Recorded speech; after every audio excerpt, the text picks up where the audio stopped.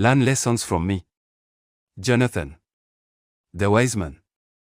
Dear men, avoid the modern woman who weaponizes her tears, plays the victim, and uses silence. Not every tear is vulnerability. Not every silence is reflection. And not every wounded tone is innocence. Some people don't argue to understand.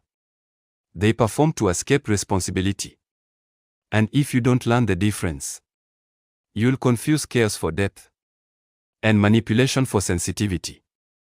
Let's speak plainly. 1. When emotion ends the conversation starts. You raise a concern calmly, directly. Before the point can land, the emotion floods the room. Tears appear.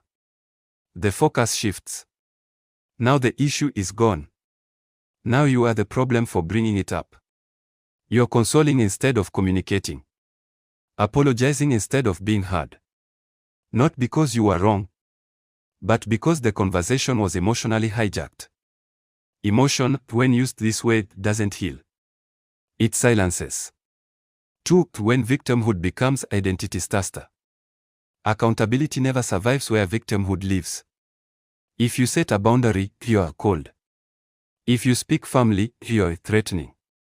If you disagree, you are invalidating. The facts don't change. Only the narrative does. Every conflict is rewritten. Until she is wounded. And you are guilty. And once someone sees themselves only as the injured party, responsibility has nowhere to land. 3. When silence is used as pressure starter. When emotion no longer works, withdrawal begins. Messages go unanswered. Presence disappears. No explanation. No clarity. Not for peace. Not for space. But to make the quiet heavy enough that you fold. That's not distance for reflection. That's silence as leverage. 4. The slow erosion of the monster. Over time, something shifts in you. You speak less. You edit yourself. You calculate every sentence. Not because you lack truth, but because truth has become expensive.